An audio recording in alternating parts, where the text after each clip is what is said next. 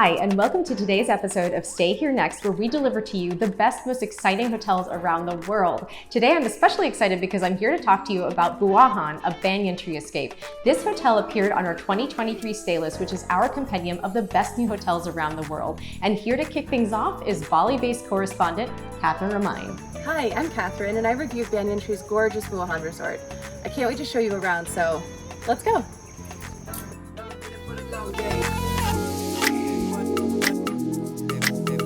Bali has no shortage of beautiful luxury hotels, but this resort, from Banyan Tree Hotels and Resorts, which opened in 2022 in the village of Buahan, is truly unique.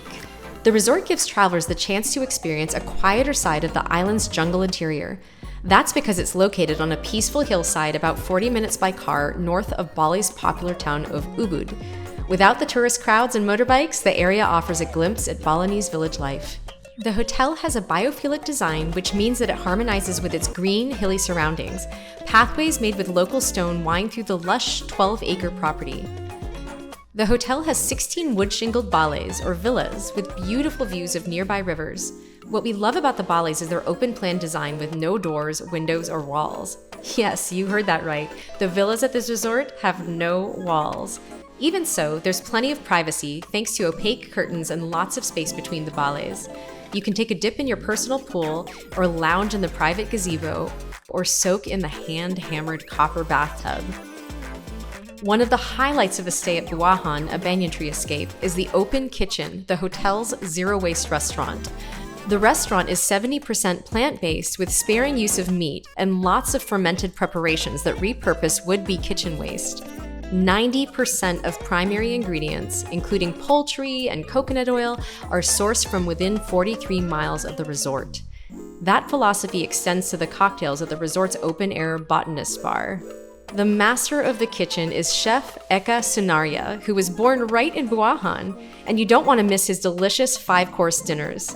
But Eka doesn't just cook amazing meals. He also teaches cooking classes and takes guests on tours of the property's own organic gardens. Here we have a free jata, so that is very refreshing and very tasty. Very good for appetite.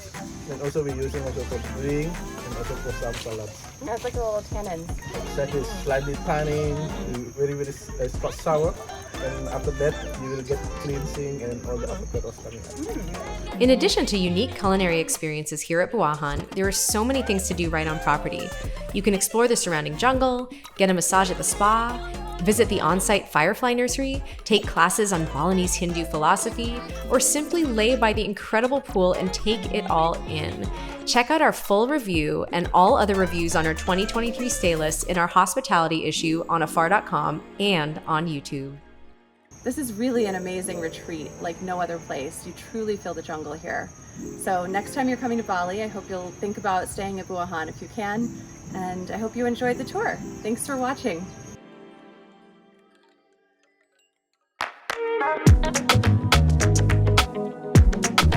Hi, I'm Jenn, and I'm here at the Hoshinoya Tokyo, which is a really unique hotel here in the center of the city.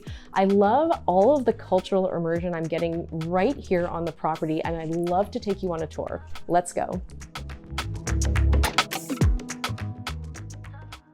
Hoshinoya Tokyo is in the Otemachi Financial District. Today, the neighborhood is filled with skyscrapers, but it's got centuries of history too. In fact, samurai from the mighty Tokugawa shogunate lived here between the 1600s and the 1800s. The exterior, a stunning lattice metal pattern based on a hemp leaf, is inspired by an auspicious Edo komon pattern that was once used on kimonos in the Edo period. This hotel is a true urban resort inspired by a ryokan, or traditional Japanese inn, which is normally found in rural settings. Even checking into the hotel is an experience unto itself. There's a large entrance hall with soaring ceilings and a wall of woven baskets that stretch all the way up. These woven baskets are for your shoes. You're asked to remove them, and you keep them off during your stay because all the hotel's floors, even the elevators, are covered with beautiful tatami mats. The idea is to encourage guests to leave the city behind and to become immersed in another world through all 5 senses. It's exactly what I feel when I sense the smooth texture of the tatami flooring beneath my feet. Next, I head for the elevator that takes me to the lobby on the 2nd floor. It's the afternoon and a musician in a kimono is playing a koto on a stage in the reception lounge. The talented Rie Azuma is the architect behind this hotel and all the Hoshinoyas across Japan. The hotel has 84 rooms with 6 rooms per floor. The Kiku room is the largest accommodation and fits up to 3 people. While children are more than welcome, littles who have a lot of energy might feel a little frustrated in the hushed atmosphere. Each floor was created to feel like its own private ryokan and has a shared tea area called an Ochanama lounge. There, you'll find Japanese teas and snacks. While the lounge is technically a shared place, I often have it all to myself. Everything in my room sits a little lower, including the chairs and the bed. The mattresses, which are custom made for the hotel, are truly amazing. I'm not sure if it was the jet lag, but I don't know the last time I got such a fine night's sleep. My favorite time of day here is morning, when the light floods into the room through lattice screens that leave patterns in the tatami flooring. In the morning, a member of staff arrives in my room with a Japanese breakfast, which is one of my favorite rituals whenever I'm in Japan. The ingredients change every day according to the dozens of micro-seasons found here. Hoshinoya Tokyo sits next to the massive Tokyo Station subway hub, and it's close to the Imperial Palace, but the hotel offers plenty of cultural experiences on site too. You can take a workshop on incense or take part in a tea ceremony tutorial. I'm a martial artist, so I've decided to go with one of their more active offerings. So I'm here in the lobby. It's really early in the morning, and I'm about to do a kenjutsu practice on a rooftop, and I'm really excited. The class focuses on breathwork and basic swordsmanship, but the views themselves are taking my breath away. You can see Tokyo Skytree and Tokyo Tower. The kenjutsu practice pays homage to the samurais who used to live in this quarter during the Edo period. I also joined a class on Japanese tea ceremonies, which show just how carefully considered every detail of the experience is. And then there's the onsen, one of the most coveted features of this property.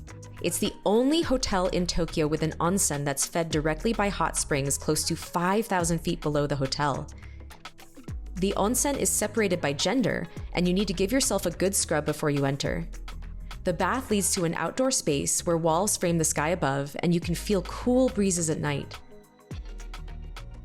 For dinner, I get a private room at the subterranean restaurant and am treated to a multi-course meal of Nippon cuisine that features fish and seasonal ingredients. So that concludes our tour of the Hoshinoya Tokyo. I hope you liked it. Be sure to tell us what you liked in the comments. Don't forget to hit like and subscribe on your way out, and happy travels.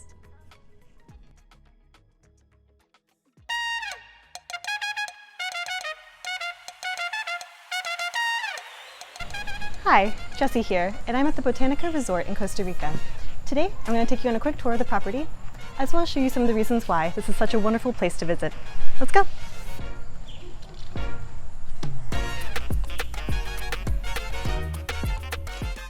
Botanica Osa Peninsula is located on, you guessed it, the Osa Peninsula, which is on the southern part of the country's Pacific coast.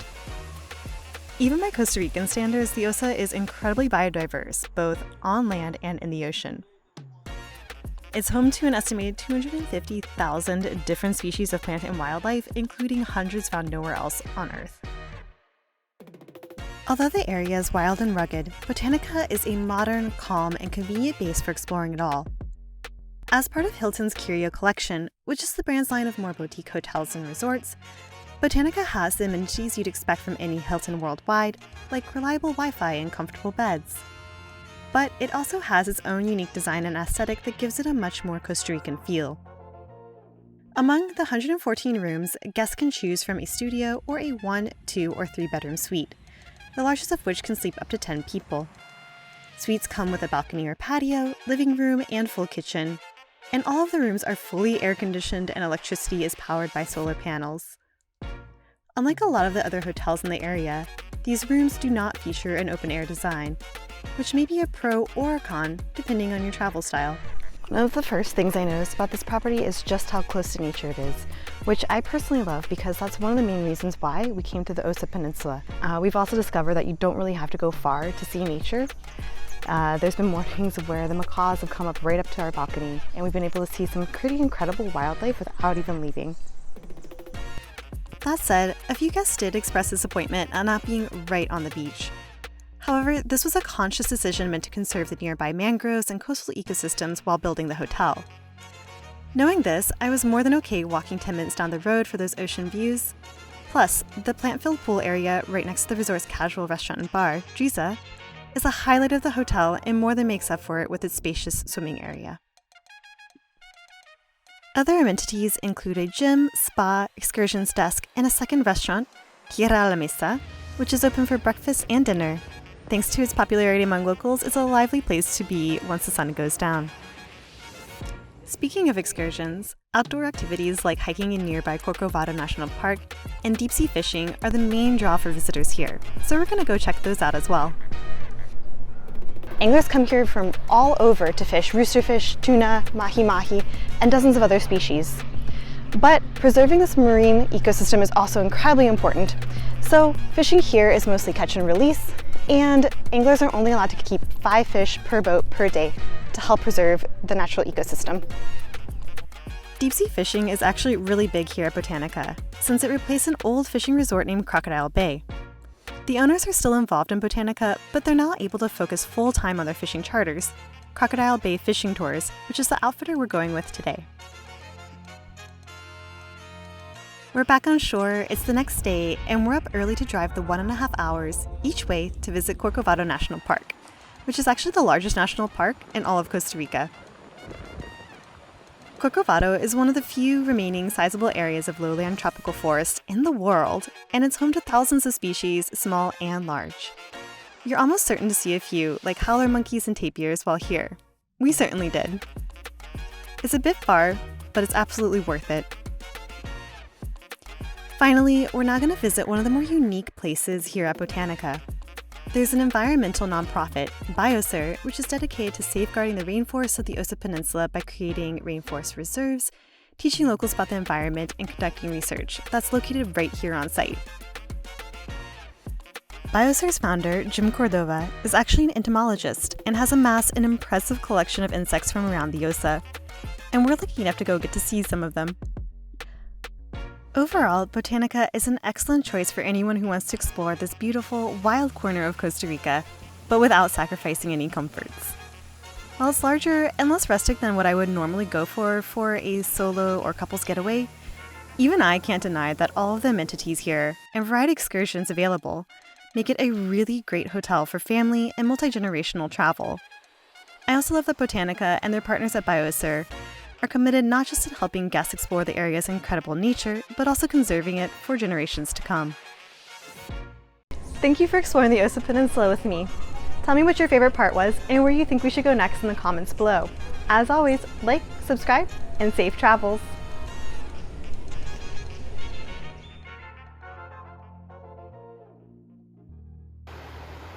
You want a beef? Yeah! Hi, I'm Lindsay Matthews, AFAR's Senior Commerce Editor. I'm at Wildflower Farms, the first auberge resort property in New York State, and we're up in Gardiner, New York, in the Hudson Valley, about a 90-minute drive from New York City. I'm staying in a meadow cottage, so come in and check it out with me.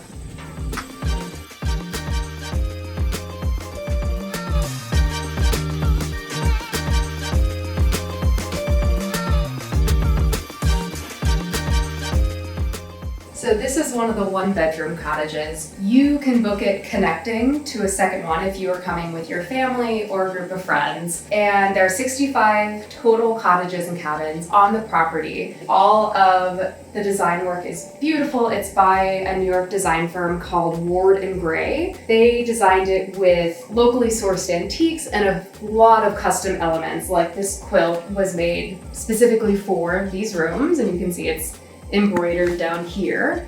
And what I love about this is all the different textures in here. So you can see there's velvet couches, nubby wool chairs, lots of wood and marble. My favorite thing about this room is all the different cozy places to sit. I particularly love this little reading nook. It's made out of this kind of dark orange velvet. And there's this beautiful celestial inspired table and a mohair throw. And a lot of these items you can buy up at the shop that they have up in the check-in desk, which is run by a local store. The bathrooms in each of the cottages are also massive and full of beautiful details. As you can see, this stone countertop is slightly reminiscent of the Shawangung mountain range in the distance beyond the hotel. All of the soaps and lotions are made in-house and they smell amazing. Each of the cottages have private outdoor space as well. As you can see, there's a private deck with a couch, a table, and these beautiful handmade Adirondack chairs that is shared with the cabin next door.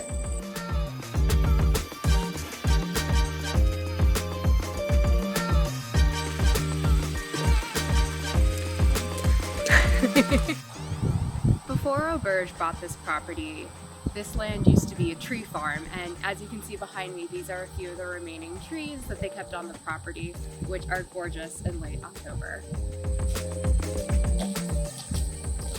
It's kind of funny, this definitely, I don't think the intention was always to have this for guest use, it's just sort of de facto become. Wildflower Farms also has a working produce farm on it now. Guests are welcome to tour it with the farmers for a behind-the-scene look.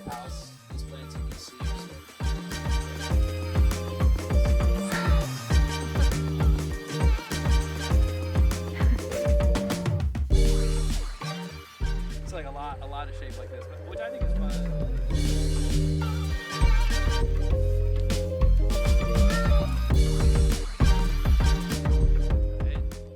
So in addition to serving a lot of food they grow themselves at their restaurant, Wildflower Farms is committed to working with a lot of local brands. So you'll see in the mini bar, there's beer from local breweries like Arrowwood, and then they also make house-made cocktails that you can enjoy right in your room at the bottom there.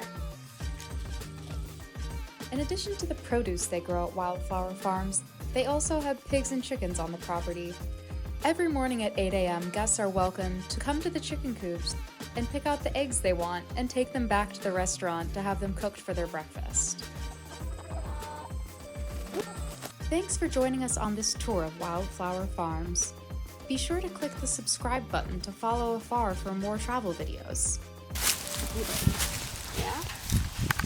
There we go. Yeah. He's in there. Fingers. Hi everyone, my name is Jenn Flowers and I'm the Senior Deputy Editor at AFAR Media. I am also AFAR's resident hotel obsessive, and that is why I am so excited to be in the Amman, New York. Now, if you haven't heard about Amman Resorts, it's this incredible brand that started in the 1980s in Thailand, and it's since grown into this global collection of properties. It's so wonderful that it's attracted a whole crowd of cult followers called Amman junkies. A few things to know about this property. One, it's in the historic Crown Building. It is one of the most beautiful examples of Beaux-Arts architecture in America. 2, you're right near Central Park. 3, the whole idea behind this resort is to be a vertical retreat away from the city that makes you feel connected still to the kind of heart and culture of the place. The other thing to know about this hotel, the room rates start at $3,200 a night, which means it's the most expensive starting hotel rate in New York City. I'm gonna check out this resort and I want you to come along with me. The theme of this hotel is urban sanctuary, and you feel it immediately upon arrival. The interiors were designed by Jean-Michel Gothy of Deniston, who also did the Amman in Venice. The design nods to the brand's origins in Southeast Asia, and everything you see is a showcase of natural materials including oak, walnut, blue and chocolate brown marble, and blackened steel. My favorite spot on the 14th floor, where the lobby and 2 restaurants are located, is the enormous terrace. Large seating areas are flanked by young pine trees and slatted wood coverings, which offer privacy and shade. Look up and you'll see the Crown Building soaring above you, and there are views of other iconic buildings nearby, like the world-famous Plaza Hotel. The 83 suites are on the 7th to 12th floors, and they're inspired by Japanese open-floor living, with pivoting partition walls that remind me of paper shoji screens. Suites start at 745 square feet, the size of most one-bedroom apartments in New York City. In each suite, there's a large-scale mural made with washi paper and ink, inspired by the 15th century masterpiece Pine Trees by Hasegawa Tohaku. The Amman New York is the first hotel to have working fireplaces in all the guest rooms, and you could spend all day on the enormous beds, and the soundproof glass diminishes the street sounds outside. They say the decibel level is 9, the equivalent of rustling leaves, and quiet enough for a recording studio.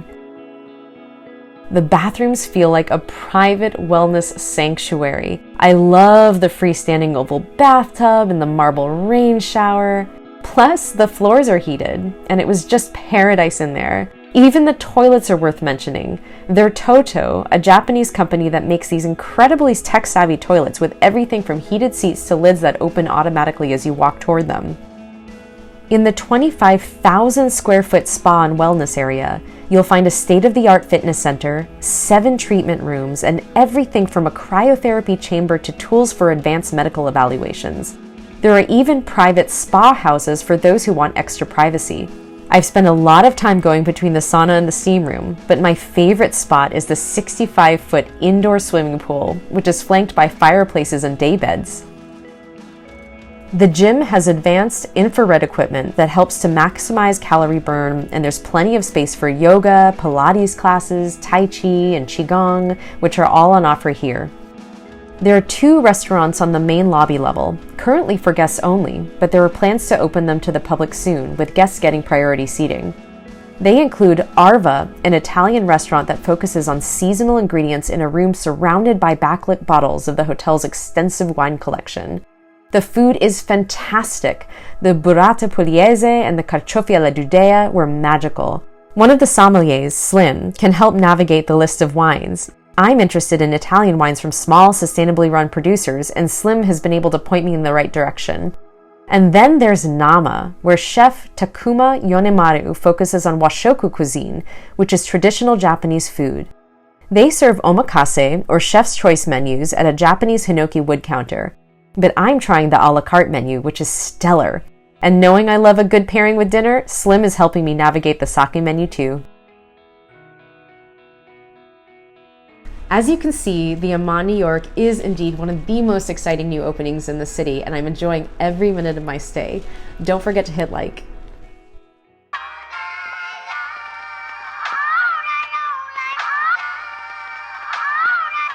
Hello, and welcome to today's episode of Stay Here Next, where we show you incredible and noteworthy hotels around the world. Today, I am right outside of Zion National Park at the newest property by outdoor lodging company Autocamp.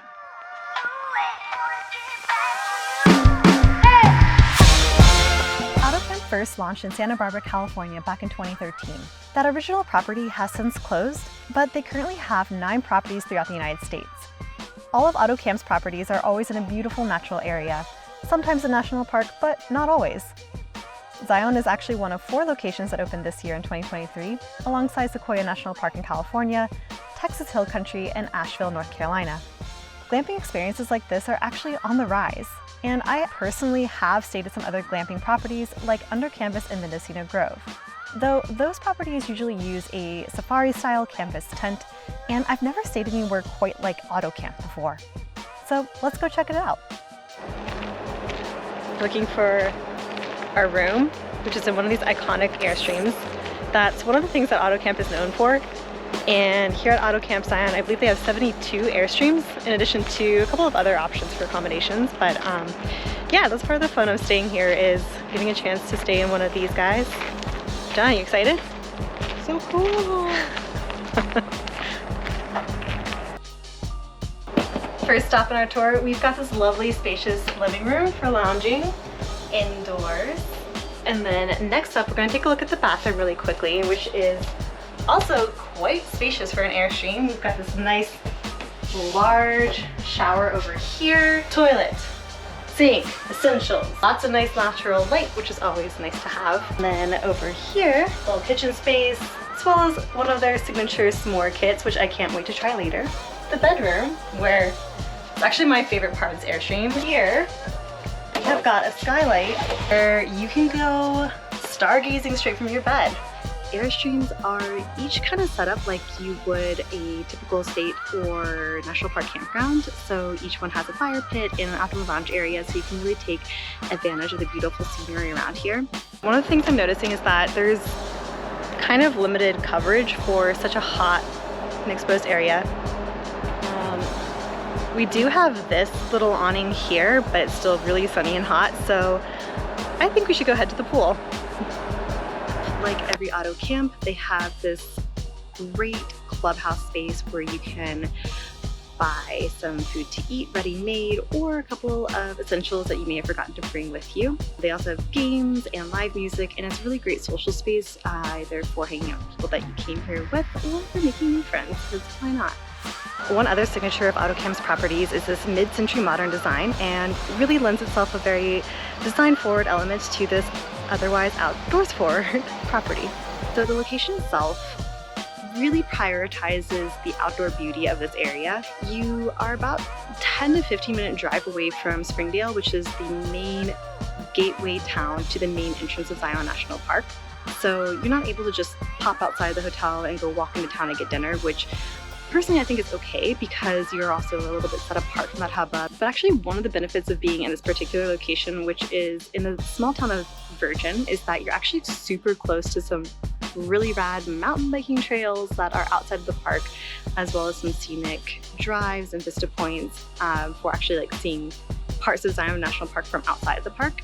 Additionally, you're just a little bit closer to the less popular and therefore less crowded entrance for Zion. So if you wanted to explore both sides of the park, this is actually not a bad location to set up as your home base.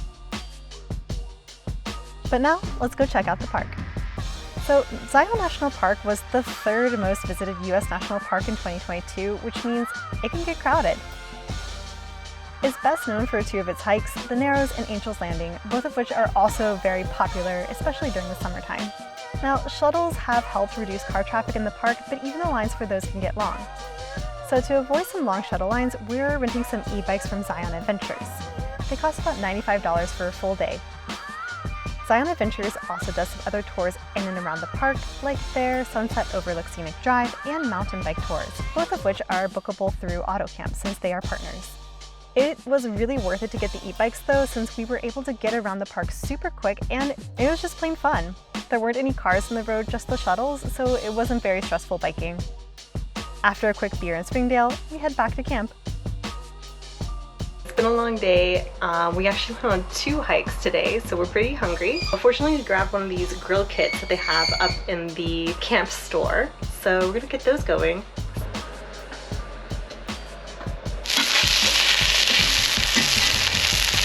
Autocamp also has a restaurant on site, but the food there is pretty simple and basic, which is fine if you want something quick.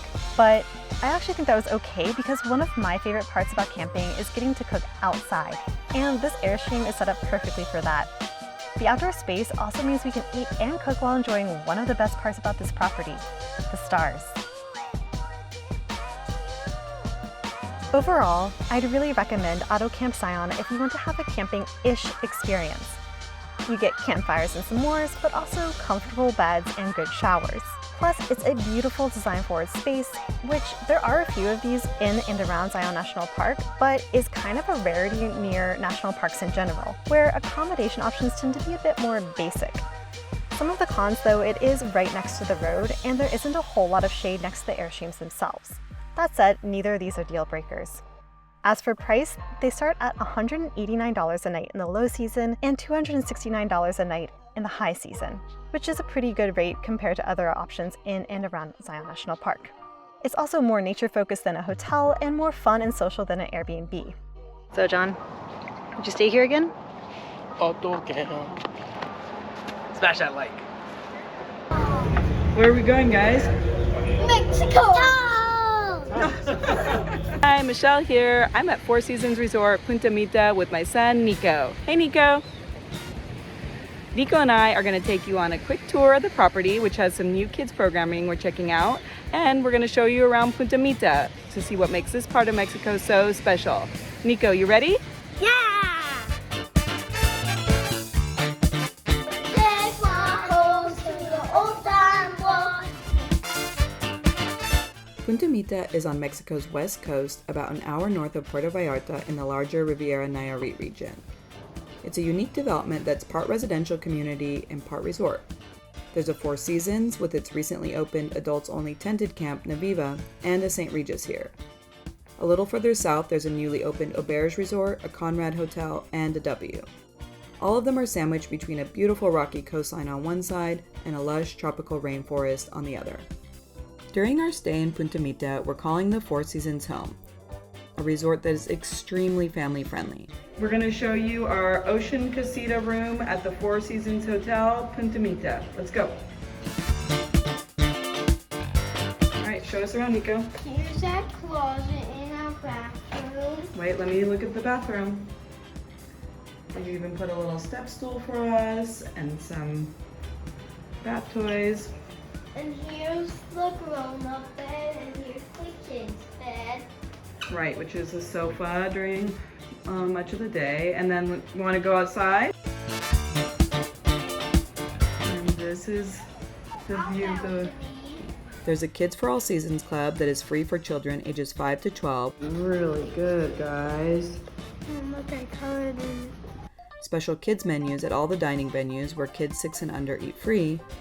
2 family-friendly pools, babysitting services, and cultural activities for everyone in the family to enjoy. One thing that drew us to this property is that in 2022, it became the first in the worldwide Four Seasons portfolio to introduce a new KidsWell program. This unique programming focuses on kids' mental health and well-being through activities aimed at reducing stress and anxiety, such as nature walks and connecting with local wildlife.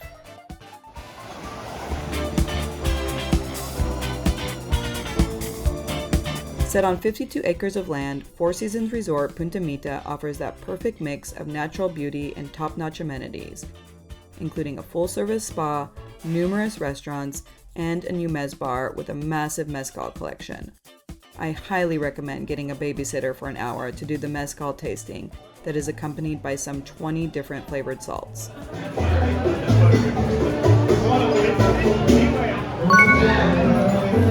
From December to March, visitors have a very good chance of spotting humpback whales in Banderas Bay.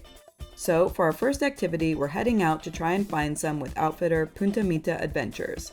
Humpback whales were once at extreme risk, and some populations are still considered endangered or threatened. Nico and his younger sister Catalina are totally mesmerized by the humpback whales slapping their fins against the water and breaching. I also like that the boat keeps a safe distance from the whales, so we can appreciate their beauty and movement without feeling like we are harassing them. After some incredible whale watching, we are heading off the resort for dinner at El Surf Club, a super relaxed oceanfront restaurant with tables right on the sand. With a resident DJ, it definitely has a bit of a club vibe, but honestly, this setting is ideal for families too. We let the kids run around and play on the beach while we enjoy refreshing cocktails and Baja fish tacos. As for the DJ, turns out kids love music and dancing too.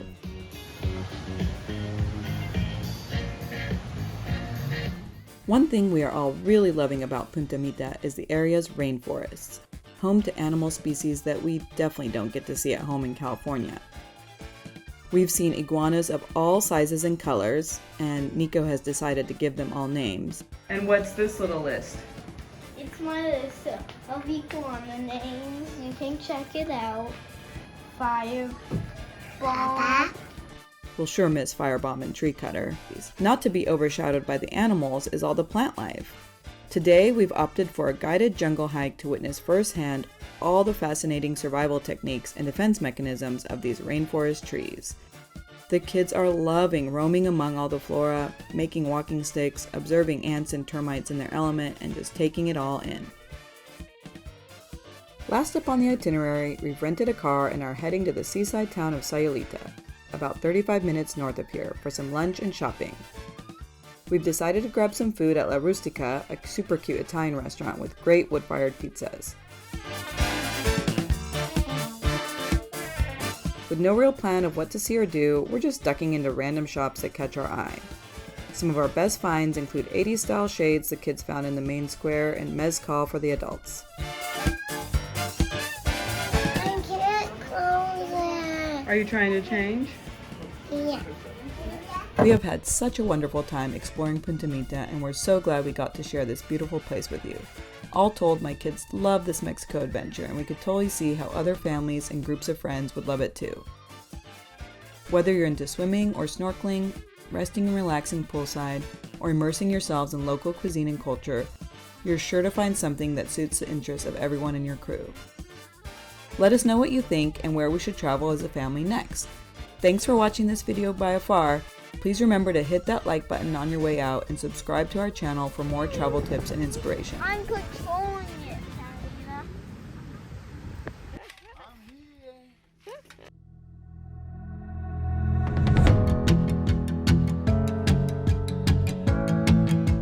Just arrived at Bocas, Bali, which is in Panama.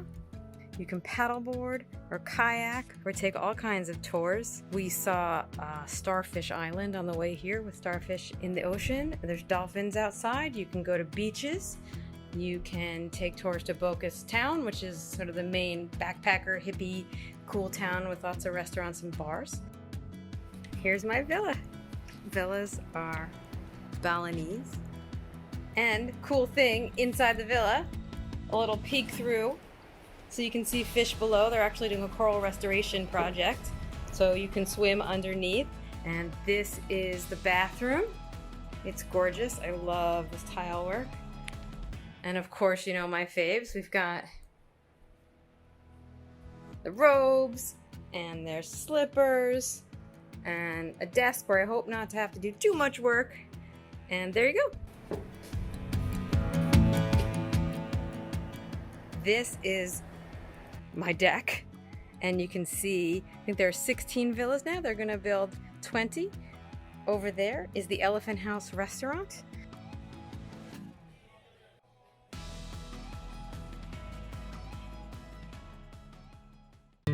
Hey guys, I'm Jenn, and I am here to welcome you to the 2023 Stay List, which is AFAR's compendium of the best new hotels around the world. I am here in the Chelsea Hotel, which got a recent renovation here in New York City and is now welcoming an entirely new generation of artists and creatives like it once did. I can't wait to show you the rest of the list. Let me take you on a tour.